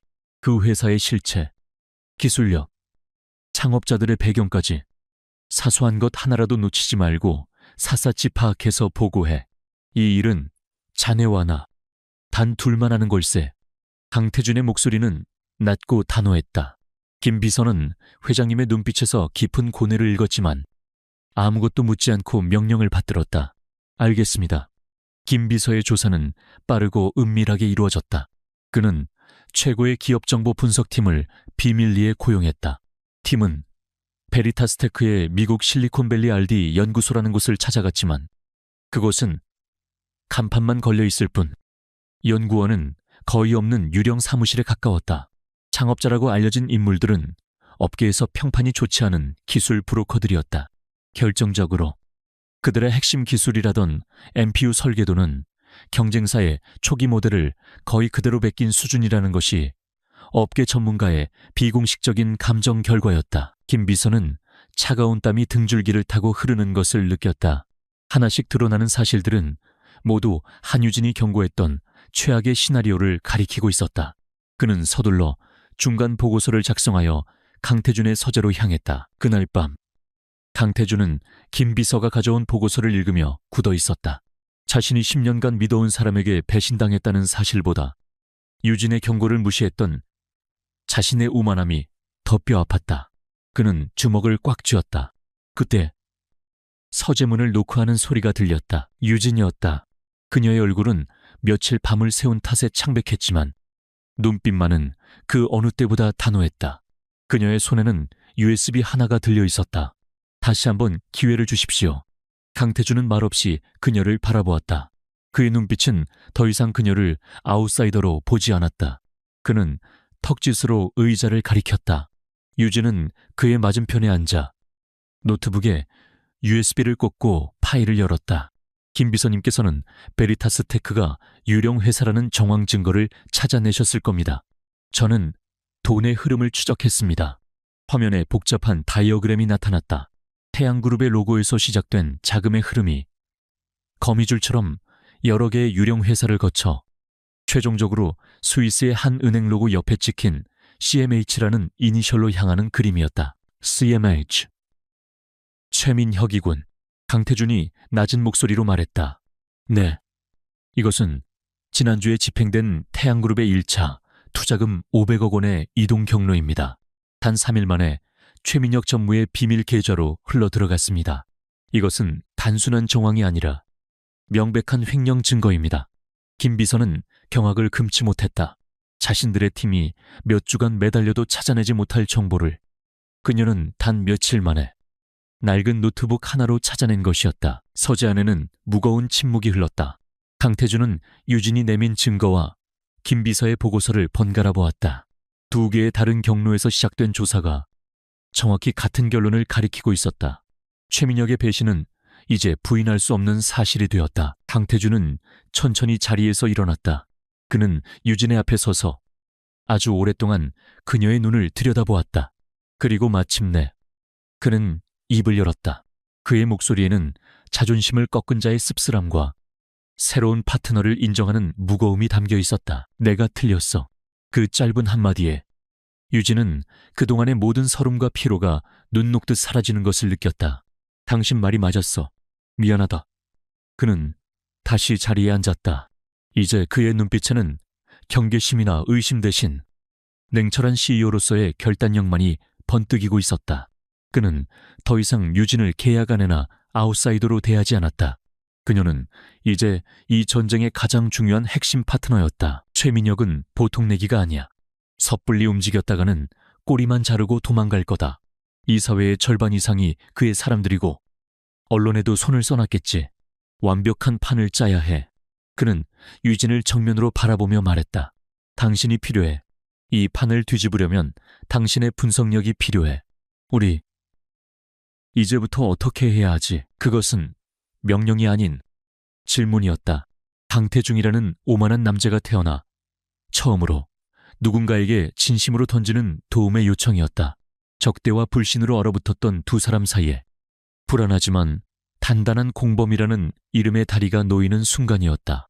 그들의 위태로운 동맹이 마침내 그렇게 시작되었다. 강태준의 인정과 사과는 두 사람 사이에 보이지 않던 벽을 허물었다. 평창동 저택의 차가운 소재는 더 이상 강태준 혼자만의 공간이 아니었다. 그곳은 밤마다 불이 꺼지지 않는 두 사람의 비밀스러운 작전 상황실이 되었다. 처음에는 어색한 침묵이 흘렀다. CEO와 계약직 아내라는 기묘한 관계는 쉽게 사라지지 않았다. 하지만 최민혁이라는 공동의 적을 앞에 두자 그들의 어색함은 빠르게 전문적인 파트너십으로 변모했다. 최민혁이 이사회에 심어놓은 사람들은 최소 4명입니다. 섣불리 안건을 올렸다간 정보만 새어나가고 역공을 당할 겁니다. 유진은 화이트보드에 이사회의 인물 관계도를 그리며 말했다. 그녀의 분석은 이미 태양그룹의 권력 구조 핵심까지 꿰뚫고 있었다. 강태준은 팔짱을 낀 채 그녀의 브리핑을 들었다. 그는 놀라움을 감추지 못했다. 외부인이라고 생각했던 여자가 그룹의 내부 사정을 자신만큼이나, 아니 어쩌면 자신보다 더 객관적으로 파악하고 있었다. 그럼 방법은 하나뿐이군. 놈이 스스로 무덤을 파게 만드는 수밖에. 그들의 밤은 치열한 전략회의로 채워졌다. 거대한 화이트보드에는 최민혁의 자금 세탁 경로, 그와 연결된 인물들, 그리고 그들의 계획이 빽빽하게 적혀나갔다. 강태준은 거시적인 판을 읽고 최민혁의 심리를 자극할 미끼를 던지는 역할을, 유진은 그 미끼를 물었을 때 빠져나가지 못하도록 촘촘한 그물을 설계하는 역할을 맡았다. 함께하는 시간이 길어지면서 그들은 서로의 새로운 모습을 발견하기 시작했다. 유진은 늘 차갑고 오만하기만 했던 강태준에게서 냉철한 승부사적 기질과 회사를 지키려는 강한 책임감을 보았다. 그는 밤샘 회의에도 지친 기색 없이 날카로운 통찰력을 쏟아냈고 유진이 제시하는 파격적인 아이디어를 놀라운 속도로 흡수하고 발전시켰다. 강태준 역시 마찬가지였다. 그는 유진의 연약한 겉모습 뒤에 숨겨진 강철 같은 의지와 복잡한 데이터 속에서 핵심을 꿰뚫는 천재적인 분석력에 매번 감탄했다. 그녀는 단순한 분석가가 아니었다. 전체 판도를 읽고 상대의 수를 예측하는 뛰어난 전략가였다. 어느 새벽, 계속된 회의에 지친 유진이 책상에 엎드려 잠시 잠이 들었다. 강태준은 무심코 자신의 재킷을 벗어 그녀의 어깨에 덮어주었다. 잠든 그녀의 얼굴에는 깊은 피로와 함께 그가 지금껏 보지 못했던 평온함이 깃들어 있었다. 그는 자신도 모르게 그녀의 얼굴을 한참 동안 내려다보았다. 그의 가슴 속에서 딱딱하게 굳어있던 무언가가 아주 조금씩 녹아내리는 것을 느꼈다. 잠시 후 잠에서 깬 유진은 어깨에 걸쳐진 재킷을 보고 얼굴을 붉혔다. 그녀는 아무 말 없이 일어나 그를 위해 원두커피를 내렸다. 그녀는 이미 그가 피곤할 때 아주 진한 에스프레소를 마신다는 것을 알고 있었다. 따뜻한 커피잔을 건네받은 강태준의 입가에 아주 희미한 미소가 스쳤다. 말은 없었지만 두 사람 사이에는 이전과는 전혀 다른 종류의 따뜻한 공기가 흐르기 시작했다. 마침내 최민혁을 잡기 위한 완벽한 덫이 설계되었다. 최민혁의 가장 큰 약점은 탐욕과 조급함입니다. 우리는 그걸 역이용해야 합니다. 유진이 입을 열었다. 그들의 계획은 대담하고 위험했다. 투자를 중단하는 것이 아니라 오히려 남은 투자금 9,500억 원의 집행을 앞당기는 것이었다. 내가 긴급 이사회를 소집해서 경쟁사인 한성그룹이 베리타스테크 인수에 뛰어들었다는 거짓 정보를 흘릴 걸세. 강태준이 계획을 이어받았다. 다 된 밥에 재 뿌릴 수 없으니 한성보다 먼저 움직여야 한다며 남은 투자금, 전액을 즉시 집행하자고 주장하는 거지. 최민혁과 그의 사람들은 쌍수를 들고 환영할 테고 그렇게 거액의 돈이 한꺼번에 움직이면 최민혁은 분명 서둘러 자금을 세탁해서 빼돌리려 할 겁니다. 자금 이동 경로를 완벽하게 추적할 장치가 필요해요. 유진은 자신이 설계한 디지털 트레이서 프로그램을 설명했다. 송금되는 자금 데이터 패킷에 일종의 추적 장치를 심는 것이었다. 돈이 유령 회사를 거쳐 최종 목적지까지 이동하는 모든 경로가 실시간으로 기록되고 그 정보는 즉시 금융감독원과 검찰의 서버로 전송되도록 설계되었다. 범죄 현장을 실시간으로 생중계하는 것과 마찬가지였다. 놈이 돈을 인출하려는 순간 모든 계좌가 동결되고 자금 세탁의 전체 증거가 확보되는 거군. 강태준의 눈이 번뜩였다. 하지만 만약 놈이 눈치챈다면 절대 눈치챌 수 없습니다. 이 트레이서는 기존의 어떤 보안 프로그램으로도 탐지할 수 없는 새로운 방식으로 작동하니까요. 유진의 목소리에는 확신이 담겨 있었다. 사이버 공격을 막아냈던 그녀의 실력이 다시 한번 빛을 발하는 순간이었다. 작전 개시일. 강태준은 태양그룹 이사회 회의실에 앉아 있었다. 그의 표정은 평소처럼 냉정했지만 내부에서는 팽팽한 긴장감이 감돌았다. 그는 유진과 계획했던 대로 한성그룹의 인수 시도서를 흘리며 베리타스 테크에 대한 잔금 지급을 서둘러야 한다고 이사들을 설득했다. 예상대로 최민혁이 가장 먼저 찬성하고 나섰다. 회장님의 판단이 옳습니다. 한성에게 미래 기술을 빼앗길 수는 없습니다. 당장 집행해야 합니다. 그의 충성스러운 척하는 연기에 강태준은 속으로 비웃었다. 최민혁의 편에 섰던 이사들도 모두 동조했고 안건은 일사천리로 통과되었다. 회의가 끝나고 최민혁은 승리감에 도취된 표정으로 강태준에게 다가와 악수를 청했다. 회장님, 역시 위대한 결단이십니다. 수고했네. 최전무. 강태준은 그의 손을 잡으며 의미심장한 눈으로 그를 바라보았다. 최민혁은 그 눈빛의 의미를 전혀 알아채지 못한 채 자신의 사무실로 돌아가 축배를 들었다. 그날 밤 저택의 서재.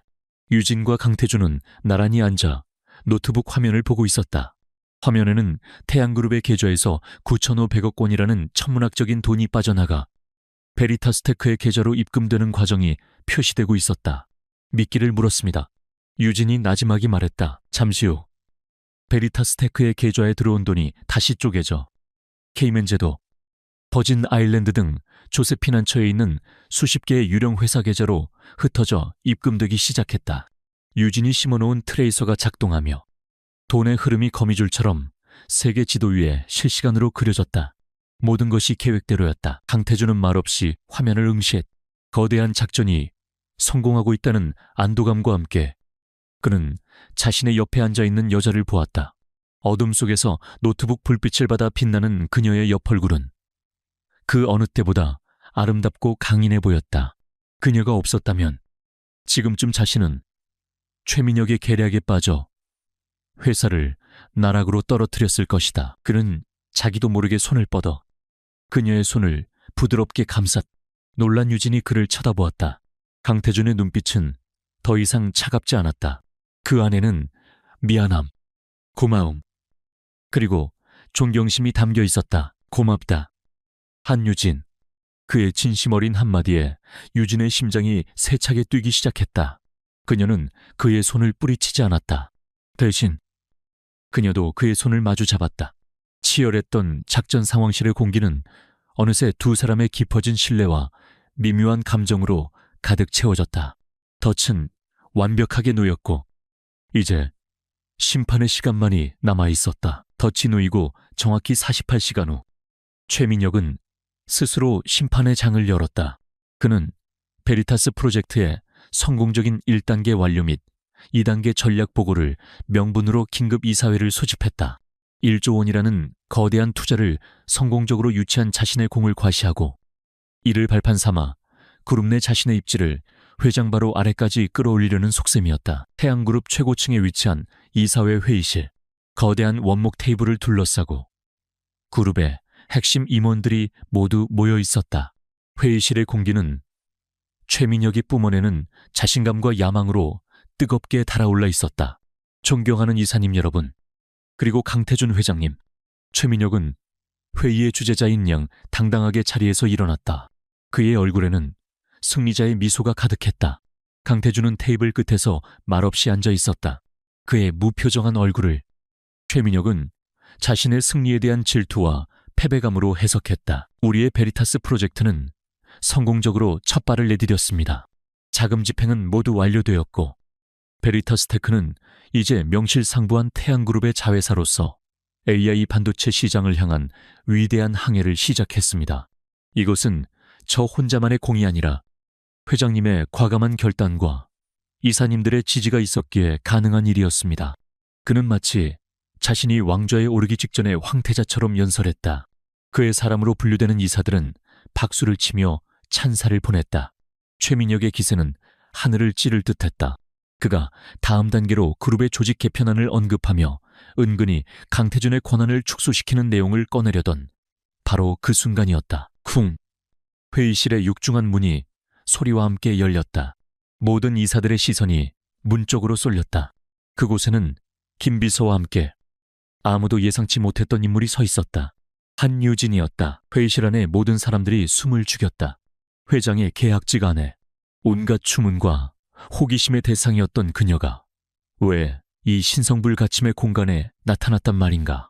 최민혁의 얼굴이 순간 굳어졌다. 하지만 사람들을 더욱 놀라게 한 것은 그녀의 모습이었다. 늘 조용하고 수수했던 그녀가 아니었다.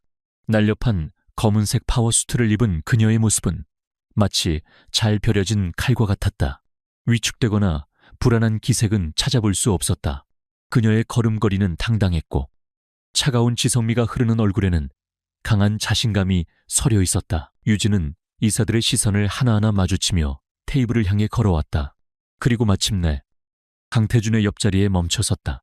강태준은 마치 그 자리가 원래 그녀의 자리였다는 듯 자연스럽게 그녀를 위해 의자를 살짝 빼주었다. 지금 이게 무슨 무례한 짓입니까? 최민혁이 버럭 소리를 질렀다. 여기가 어디라고 감히 외부인이 발을 들여. 외부인이 아니네. 강태준이 나지막하지만 단호한 목소리로 그의 말을 잘랐다. 내 아내이자 오늘 이 자리에 가장 중요한 발표자일세. 회의실은 충격으로 술렁였다. 강태준은 최민혁의 말을 무시하고 유진을 향해 고갯짓을 했다. 시작하지. 유진은 고개를 끄덕이고는 자신의 노트북을 회의실 중앙 스크린에 연결했다. 스크린에 프로젝트 베리타스의 진실이라는 제목이 떠오르자 최민혁의 얼굴이 창백하게 변하기 시작했다. 안녕하십니까. 한유진입니다. 그녀의 목소리는 떨림없이 맑고 명료했다. 지금부터 여러분이 투자하신 1조 원이 어떻게 허공으로 사라지고 있는지 그 과정을 보여드리겠습니다. 그녀의 발표는 한편의 범죄 다큐멘터리처럼 냉철하고 논리정연했다. 그녀는 먼저 베리타스 테크의 기술이 어떻게 과대 포장되었는지 조작된 데이터를 하나하나 제시하며 증명했다. 그리고 곧이어 화면에는 최민혁과 연결된 수십 개의 유령 회사들의 관계도가 거미줄처럼 펼쳐졌다. 이 모든 유령 회사들의 최종 소유주는 단 한 사람. 바로 이 자리에 계신 최민혁 전무입니다. 거짓말. 저 여자가 지금 소설을 쓰고 있습니다. 저런 근거 없는 자료를 어떻게 믿습니까? 최민혁이 미친 사람처럼 소리쳤다. 유진은 그의 발악에도 눈 하나 깜짝하지 않았다. 그녀는 오히려 싸늘한 미소를 지으며 말했다. 근거 없는 자료라고 하셨습니까? 좋습니다. 그럼 지금부터는 실시간으로 중계되는 근거를 보여드리죠. 클릭. 화면이 바뀌었다. 세계 지도 위에 태양그룹의 로고에서부터 시작된 돈의 흐름이 붉은 선으로 실시간 표시되고 있었다. 어제 집행된 9,500억 원이 수십 개의 계절을 거쳐 마침내 스위스의 한 계좌로 모여드는 과정이 생생하게 펼쳐졌다. 그리고 그 계좌의 예금주 이름 CHOI, MIN, HYUK라는 글자가 선명하게 나타났다. 유진이 심어놓은 디지털 트레이서가 작동하고 있는 것이었다. 이건 조작이야. 말도 안 돼. 최민혁은 자신의 눈을 의심하며 부정했다. 조작이 아닙니다. 최 전무님, 유진의 목소리가 회의실 전체를 얼어붙게 만들었다. 지금 이 화면은 금융감독원과 검찰청 사이버수사대에도 실시간으로 전송되고 있습니다. 당신의 횡령과 자금 세탁의 모든 과정이 말이죠. 그 순간 최민혁의 세상이 무너져 내렸다. 완벽하다고 믿었던 자신의 계획이 한낱 여자의 손에 산산조각이 나버린 것이다. 그는 이성을 잃고 유진에게 달려들려 했다. 이게 같은 년이. 하지만 그의 몸이 유진에게 닿기도 전에 강태준이 그의 앞을 막아섰다. 강태준은 최민혁의 멱살을 잡아챘다. 그의 눈은 분노로 이글거리고 있었다. 내 놈의 탐욕이 감히 내 회사를, 내 아버지가 평생을 바친 태양을 넘받겠다. 놔, 이거 놔.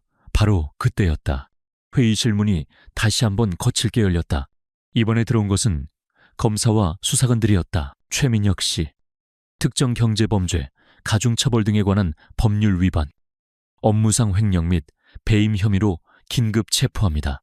수사관들이 최민혁의 양팔을 붙잡고 수갑을 채웠다. 그는 마지막까지 발악하며 끌려나갔다. 강태준, 한유진, 내가 너희들을 가만두지 않겠어? 그가 끌려나가고 회의실에는 완전한 정적이 흘렀다. 이사들은 눈앞에서 벌어진 엄청난 광경의 넋을 잃고 있었다. 자신들이 그룹을 나락으로 빠뜨릴 범죄에 동조했다는 사실에 모두가 사색이 되었다. 이 모든 혼란의 중심에서 강태준은 조용히 유진의 곁으로 다가갔다. 그는 다른 사람들의 시선은 아랑곳하지 않고 떨리는 그녀의 어깨를 부드럽게 감싸쥐었다. 끝났어. 그의 낮은 목소리에 그동안 강철처럼 버텨왔던 유진의 긴장이 탁 풀렸다. 그녀는 조용히 고개를 끄덕였다. 폭풍은 지나갔다. 거대한 악은 심판받았고 태양그룹은 위기에서 벗어났다. 두 사람은 함께 이 전쟁에서 승리한 것이었다. 최민혁의 체포는 태양그룹의 거대한 후폭풍을 몰고 왔다. 대한민국을 대표하는 기업의 심장부에서 벌어진 대규모 횡령 스캔들의 언론은 연일 대서특필했고 주가는 폭락했다. 신뢰를 잃은 투자자들은 등을 돌렸고 그룹은 창사 이래 최대의 위기를 맞았다. 강태준은 흔들리지 않았다. 그는 마치 폭풍의 눈처럼 위기의 가장 중심에서 침착하고 냉철하게 사태를 수습해 나갔다. 그는 밤낮을 가리지 않고 일하며 비상경 영체제를 선포했고 최민혁과 연루된 모든 임원들을 가차없이 해임했다. 그리고 정면 돌파를 선택했다. 사건이 터진 지 3일 후 강태준은 긴급 기자회견을 자청했다. 수백 개의 카메라 플래시 앞에서 그는 조금도 위축되지 않고 허리를 굽혀 국민 앞에 사죄했다. 이번 사태는 모두 저의 불찰입니다. 사람을 잘못 믿었고 시스템을 맹신했습니다. 태양그룹을 믿어주신 모든 분들께 깊이 사죄드립니다. 그는 변명하지 않았다. 모든 책임을 자신에게 돌리고 외부 전문가를 포함한 비상대책위원회를 꾸려 그룹의 지배구조를 투명하게 개혁하겠다고 약속했다. 그의 진솔하고 책임감 있는 모습에 얼어붙었던 시장의 여론이 아주 조금씩 움직이기 시작했다. 그때 한 기자가 날카로운 질문을 던졌다. 이 사회에 회장님의 부인인 한유진 씨가 동석했던 것으로 확인되었습니다. 일각에서는 회장님이 공과 사를 구분하지 못했다는 비판도 있습니다. 이에 대해 어떻게 생각하십니까? 모든 카메라가 다시 강태준에게로 향했다. 유진의 존재는 이 스캔들에서 가장 흥미로운 가십거리였다. 강태준은 잠시 침묵했다. 그리고 이내 마이크를 고쳐잡고 단호하지만 분명한 목소리로 말했다. 제 아내는 외부인이 아닙니다. 그녀는 이번 사건의 진실을 밝혀낸 1등 공신입니다. 기자회견장은 순간 정적에 휩싸였다. 최민혁 전무의 비리를 가장 먼저 인지하고 저에게 경고했던 사람이 제 아내입니다. 그녀의 날카로운 통찰력과 분석력이 없었다면 태양그룹은 괴멸적인 타격을 입었을 겁니다. 그녀는 제 아내이기 이전에 태양그룹을 구한 영웅입니다. 그 점을 분명히 말씀드립니다. 그의 폭탄 선언에 기자회견장은 벌집을 쑤신 듯 소란스러워졌다. 강태준은 더 이상 질문을 받지 않고 자리를 떴다. 그가 남긴 말은 순식간에 모든 뉴스의 헤드라인을 장식했다. 재벌가 신데렐라. 사실은 그룹을 구한 숨은 조력자, 유진을 둘러싼 모든 가십과 억측은 하룻밤 사이에 존경과 경외심으로 바뀌었다. 그 시각, 유진은 병원에서 막 회복하기 시작한 아버지의 손을 잡고 있었다. TV를 통해 기자회견을 지켜본 아버지는 떨리는 목소리로 물었다. 유진아, 저게 다 사실이냐? 네가 다 해낸 것이냐? 유진은 그저 웃으며 아버지의 손을 더욱 꽉 잡았다. 그녀의 마음은 복잡했다. 모든 것이 끝났다는 안도감, 자신을 공개적으로 인정해준 강태준에 대한 고마움, 그리고 앞으로 어떻게 해야 할지 모를 막막함이 뒤섞여 있었다. 계약 기간은 아직 몇 달이나 남아 있었지만 계약의 전제였던 위장은 이제 의미가 없어졌다. 폭풍 같은 며칠이 지나고 그룹이 어느 정도 안정을 되찾은 어느 날 밤이었다. 저택은 오랜만에 고요했다. 유진은 서재에서 그와 함께 밤을 새우던 날들을 떠올리며 창밖을 보고 있었다. 그때 강태준이 조용히 서재로 들어왔다. 그의 얼굴에는 깊은 피로가 서려 있었지만 눈빛만은 그 어느 때보다 진지했다. 두 사람 사이에는 어색한 침묵이 흘렀다. 함께 전쟁을 치른 동지였지만 막상 전쟁이 끝나자 서로를 어떻게 대해야 할지 알 수 없었다. 먼저 침묵을 깬 것은 강태준이었다. 몸은 좀 괜찮아? 네, 괜찮아요. 회장님이야말로. 나도 괜찮아. 그는 유진의 맞은편 소파에 앉았다. 그는 한참 동안 망설이는 듯 하더니 이내 결심한 듯 입을 열었다. 미안했어. 처음부터 지금까지 전부 다. 그의 목소리는 낮고 무거웠다. 난 오만했어. 돈으로 모든 것을 해결할 수 있다고 믿었고 사람을 조건으로만 판단했지. 당신을 처음 만났을 때 난 당신을 그저 내 필요를 위해 사들인 하나의 도구로밖에 보지 않았어. 당신의 상처, 당신의 자존심 같은 건 조금도 헤아리지 못했지. 유진은 말없이 그의 고백을 들었다. 당신이 최민혁에 대해 경고했을 때도 난 내 사람이라는 이유만으로 당신을 불신했어. 내 판단력에 대한 오만함 때문에. 하마터면 모든 것을 잃을 뻔했지. 당신이 아니었다면 지금의 나는 없어. 그는 자리에서 일어나 자신의 개인 금고로 다가갔다. 그가 금고에서 꺼내온 것은 두 사람이 처음 만났던 날 서명했던 낡은 혼인 계약서였다. 그는 계약서를 들고 유진의 앞에 섰다. 이 계약은 이제 끝났어. 당신 아버지의 빚은 모두 정리됐고 당신은 이제 자유야. 이 계약서가 더 이상 당신의 발목을 잡게 두지 않겠어. 그는 유진의 눈앞에서 계약서를 북 하고 반으로 찢었다. 그리고 또다시 반으로 잘게 찢어버렸다. 종이 조각들이 카펫 위로 힘없이 흩어졌다.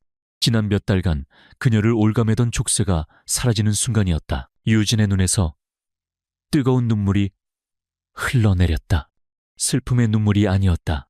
모든 것을 보상받는 듯한 자유와 해방감의 눈물이었다. 강태준은 그녀의 앞에 조심스럽게 무릎을 꿇었다.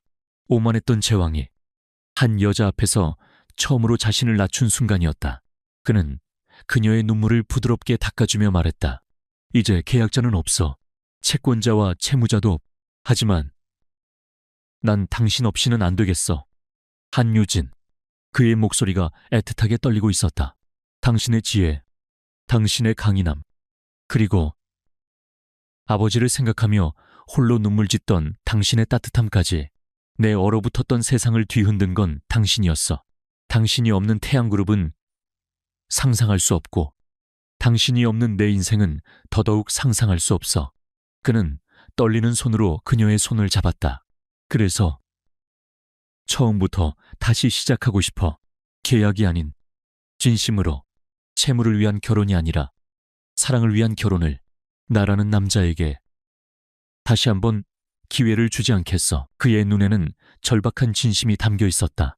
유진은 흐르는 눈물 속에서 그를 바라보았다. 차갑기만 했던 이 남자가 지금 자신을 향해 세상에서 가장 뜨거운 고백을 하고 있었다. 그녀를 짓눌렀던 모든 상처와 고통이 그의 진심 앞에 눈 녹듯 사라졌다. 그녀는 대답 대신 조용히 고개를 끄덕였다. 그리고는 찢어진 계약서 조각 위로 겹쳐진 그의 손을 더욱 힘주어 마주잡았다. 말은 필요 없었다. 모든 것을 이겨낸 두 사람의 마음이 마침내 하나가 되는 순간이었다. 6개월 후 태양그룹은 놀라운 속도로 과거의 상처를 회복하고 새로운 미래를 향해 나아가고 있었다. 강태준의 결단력 있는 리더십과 한유진의 날카로운 통찰력이 결합된 결과였다. 태양그룹 본사 30층 회장실 바로 옆에는 이전에는 존재하지 않았던 새로운 부서가 생겨나 있었다. 기업 전략 및 리스크 관리실. 그곳의 실장이 바로 한유진이었다. 그녀는 더 이상 누군가의 아내나 그림자로 존재하지 않았다. 그녀의 이름 앞에는 항상 한유진 실장이라는 직함이 따라붙었다. 처음에는 그녀를 그저 회장의 아내로만 보며 무시하던 임원들도 몇 번의 회의를 거치며 그녀의 압도적인 분석력과 미래를 내다보는 통찰력 앞에 셔츠깃을 여며야 했다. 그녀는 이제 태양그룹의 그 어떤 남성 임원보다 더 강력한 신뢰와 존경을 받는 핵심 인물이 되어 있었다. 신규 바이오 사업 투자권에 대한 리스크 분석 보고입니다. 유진은 자신의 팀원들을 이끌며 회의를 주재하고 있었다. 그녀의 목소리는 부드러웠지만 그 안에는 누구도 이의를 제기할 수 없는 확신과 논리가 담겨 있었다. 현재 제한된 A사의 파이프라인은 성공 가능성이 30% 미만입니다. 반면 아직 시장에 알려지지 않은 B라는 스타트업의 원천 기술은 향후 10년간 시장을 독점할 잠재력을 가지고 있습니다. 단기적인 성과보다는 장기적인 관점에서 B사에 대한 투자를 고려해야 합니다.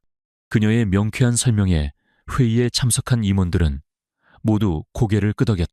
그녀가 노후라고 판단한 사업은 강태준조차도 재고할 정도였다. 회의가 끝나고 유진이 잠시 숨을 돌리고 있을 때 노크 소리와 함께 강태준이 그녀의 사무실로 들어왔다.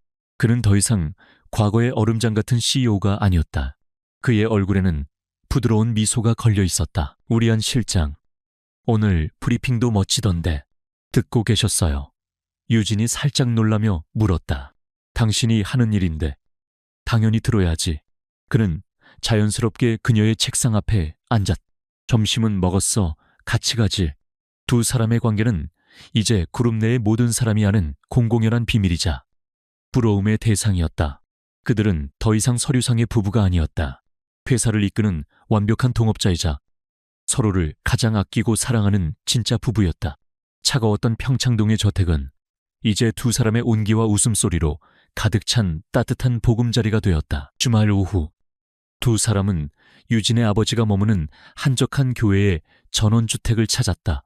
수술 후 건강을 완전히 회복한 한 사장은 마당에서 꽃을 가꾸고 있었다. 몰라보게 혈색이 좋아진 그의 얼굴에는 행복한 미소가 가득했다. 오, 우리 아들, 딸 왔는가? 한 사장은 이제 강태준을 강서방 혹은 아들이라고 자연스럽게 불렀다. 강태준 역시 어색해하지 않고 장인의 어깨를 주무르며 살갑게 인사를 건넸다. 아버님, 건강은 좀 어떠세요? 자네 덕에 이렇게 호강하며 잘 지내고 있네. 우리 유진이 옆에 자네 같은 든든한 사람이 있어서 이제 내가 눈을 감아도 여한이 없겠어. 유진은 두 남자의 다정한 모습을 보며 눈시울이 뜨거워졌다. 불과 1년 전만 해도 상상조차 할 수 없었던 평화로운 풍경이었다. 그녀를 짓누르던 모든 불행과 고통은 이제 과거의 희미한 흉터로만 남아 있었다. 그날 밤 두 사람은 태양그룹 본사 최고층 강태준의 사무실에 나란히 서서 서울의 야경을 내려다보고 있었다. 모든 것이 시작되었던 바로 그 장소였다. 하지만 공기는 전혀 달랐다. 차가운